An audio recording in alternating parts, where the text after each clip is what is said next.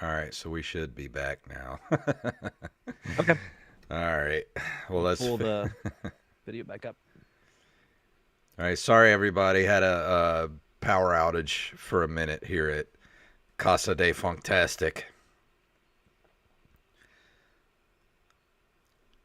Yeah, I guess the weather's getting worse than what we expected. Yeah. That's all right. All right. Here we go. In three, two, one. So sorry about the abrupt end to the conversation there, everybody. We had a slight power outage here at the house, and we're back. So we're going to finish out this episode as fast as we can before the power goes out again because the weather is apparently raging outside. So we'll see what happens, everybody. But we were talking about where were we at when we were so rudely interrupted by Mother Nature? Um, I know we were talking about like some of the boss battles. Yeah. I mentioned specifically the mechanical worm that you fight that goes behind the waterfall, and we were talking about how like inventive Hmm. that was because it's used a lot in modern 2 or 2.5D platformers, but this was done, you know, now over 30 years ago. Yeah. I really did enjoy this game, and I was doing some research, and there was a Super Nintendo sort of version of this game. Now, there was a version that was planned, but it was never released for the Super Nintendo. But they did do a spin off game for the Super Nintendo called Sparkster, which I played a little bit of the other day, and it's a lot of the same kind of gameplay, but it has a different look to it. I still enjoy it, but I kind of like the look of the the Sega Genesis one better, Rocket Knight Adventures, because the Super Nintendo has a softer look to the graphics. It looked a lot more like Mega Man X, like that style of game. Like it was a beautiful game, don't get me wrong, but I preferred the way the Genesis one looked, and the music wasn't as good either. But I think I still might play it. Get a little space between Rocket Knight Adventures and it, and come to that with fresh eyes and see what I feel like, in a couple months, and do a review of that because I enjoyed what I played, but it was kind of like, well, it's not Rocket Knight Adventures, so I kind of need some space between the two. Yeah, no, I think that's a good idea. But it says here that Sparkster has appeared as a playable character in games like New International Track and Field for the DS, Crazy Kart Racing for iPhone and iPod Touch, Snatcher for the Mega CD, and Mitsumete Night for the PlayStation. Hmm, I never heard of that. So he's he's been around a little bit, which It, is surprising considering that I never really knew of this game back in the yeah, day. and that's the thing. Like, I really feel like he could have been a mascot, if not for the Genesis, at least for Konami. Like, and I kind of wonder what happened. Like, this is such a good game. Like, why he never kind of took off as like I think they did actually use him as a mascot for a little while, but he just didn't. And he should have ended up on our failed mascots episode Yeah, too, because I'd never even really heard of him until Mushmouth brought it up and looked it up and was like, oh, this game looks cool, and here we are talking about it. I guess it was just kind of they didn't do very well with the I don't know, the advertising for this game, I guess. I mean, marketing does have a lot to do with the success of, like what not just video games, but with movies and TV.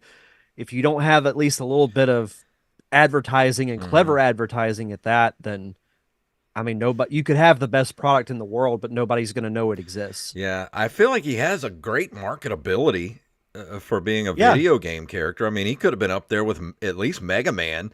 You know how Mega Man is a kind of a mascot for Capcom at the time. Like Rocket Knight could have, Sparkster could have been a mascot for Konami at the time. Like this game should have had like dozens of sequels. Like we should still be playing Rocket Knight games today. Like that's how good I think this game is. yeah. No, I totally agree. And all the the reception agrees with us. Computer and video games gave it an 88%. EGM gave it 40 out of 50. Joypad 96%. Meme Machines 91. Mega Action 94. Megatech 92. Sega 16 9 out of 10. Yeah, high So scores this, for it. yeah, really really good scores for a franchise that never took off. And I don't know if I have at this age I have the ability for the memorization it takes to speed runner in this game or anything, but I think this definitely might go into the rotation of games that I'm just going to play from now on. Just pop it in and play it. And I would love to have a hard copy of this game. And I looked on eBay. They're going to run you between 40 and $50 for a copy of this, which isn't bad. But if you want a copy of Sparkster for the Super Nintendo, you're going to have to shell out some cash for that one. Those go for about $200 a pop. Oh, right up there with Earthbound. Yeah. But Tyler in the chat is right.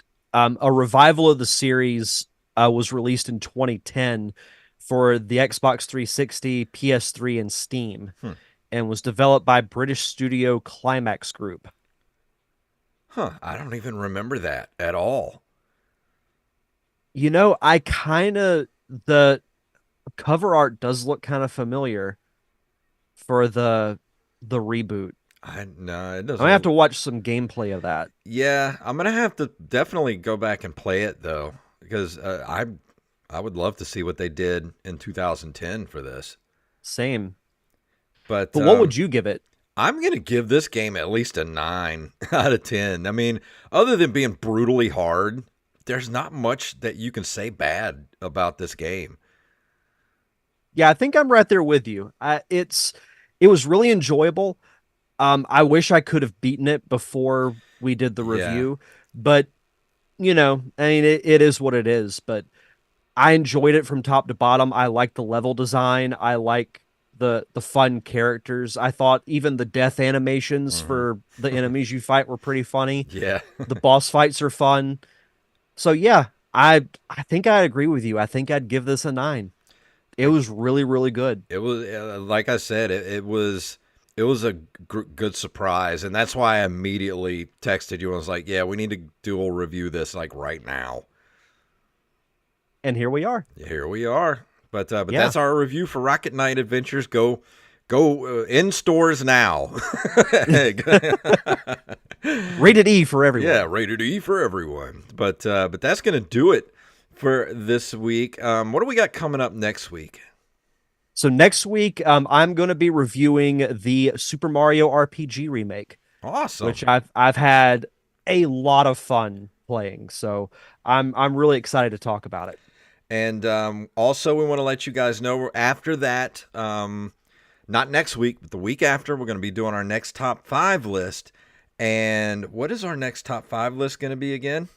We Top, decided on yeah. top 5 multiplayer games. Yes, so your top 5 multiplayer games that you love the most. So get those. Go to our Discord. You can put it right there in the top 5 submissions tab, or you can DM us on Twitter or X, whatever you're calling it these days, Facebook.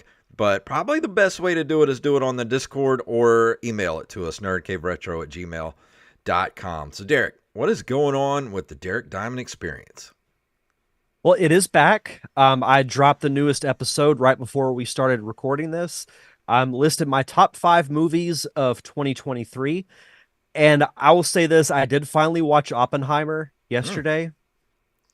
It's as good as people have made it out to be. I still got to see it. I haven't seen it yet. It's it is excellent. Hmm.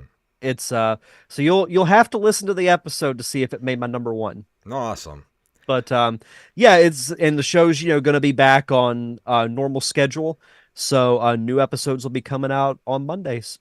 And go check me and Mr. Jacob Craig out on the Open Micers podcast, openmicers.com, at openmicers on Twitter and Instagram. Last week we did our Guest of the Year episode, and the winner was Mr. Mo Alexander. And man, excuse me, we had a great time on that episode. I got to pull a lot of clips out of that one. So go check that episode out.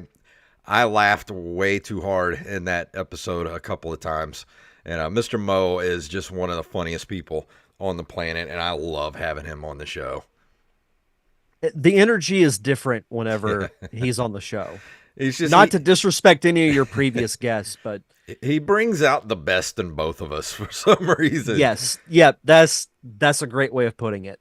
And also at the end of this month, Mr. Derek Diamond is going to be joining us on the 29th for our monthly episode of Headliners, where we talk about all the goofiest headlines in the news for that month. So if you want to hear us talk about probably a lot of stories about Lil Boosie, he seems to be a mainstay in our weird headlines news stories. So go check us out when that drops.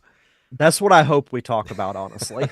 I mean, we didn't even do a Headliners episode with Mo, and we had 3 Little Boosie stories to talk about with him. It felt like 2 episodes in one, in a good way. But we got to have a Little Boosie on the show. So if we can get our Patreon up to $4,000 a month, then we can pay him to come on the show and just be weird. So yeah. go give us money so we can get Little Boosie on the show over there at Open Micers.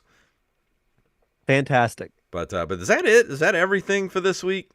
I think so. Well, let's get out of here. If you want to email us at nerdcaveretro@gmail.com. Nerdcaveretro.com is our link tree. That takes you everywhere you need to go on our socials, our merch shop. We have ways to Cash App us and PayPal over there. If you don't want to be a patron, but you want to give us some money, we got a couple of tabs up there for you.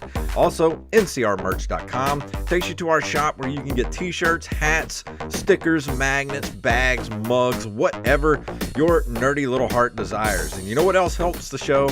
Leaving us a 5-star review or a 5-star rating on all podcasting platforms, and that puts us in front of more people, and we get more people listening to the show. So go do that, and if you want to watch us every week, youtube.com/jfunktastic. Derek, tell them what it's all about. Wow.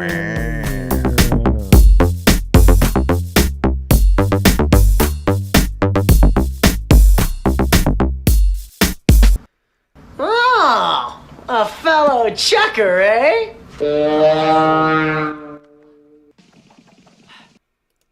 Well, we made it. We did it. Through the episode. Thank you. Yes. Thank you, Internet, for holding out.